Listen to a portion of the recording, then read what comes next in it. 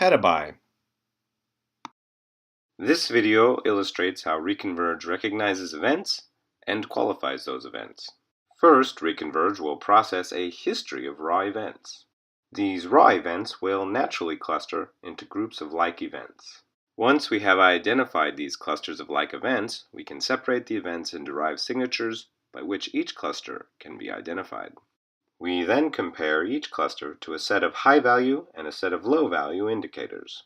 Clusters that match closely to the high-value indicators are qualified as suspicious, and those that match to low-value indicators are qualified as innocuous. Clusters that match neither are sent to the user for feedback.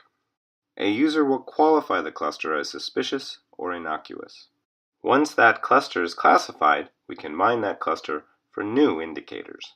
Updating indicators in this way allows us to evolve the indicators so as to learn how to better qualify clusters.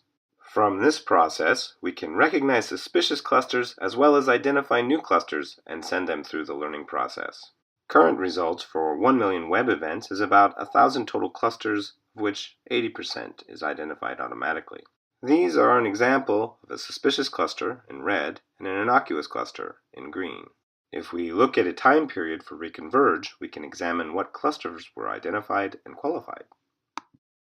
For example, if we scroll down, we can find a new cluster identified.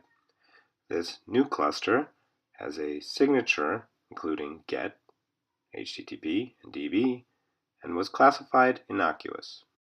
We can also see another new cluster with the given signature and classified as unknown.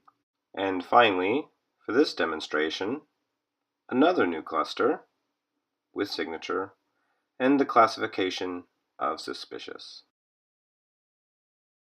Thank you.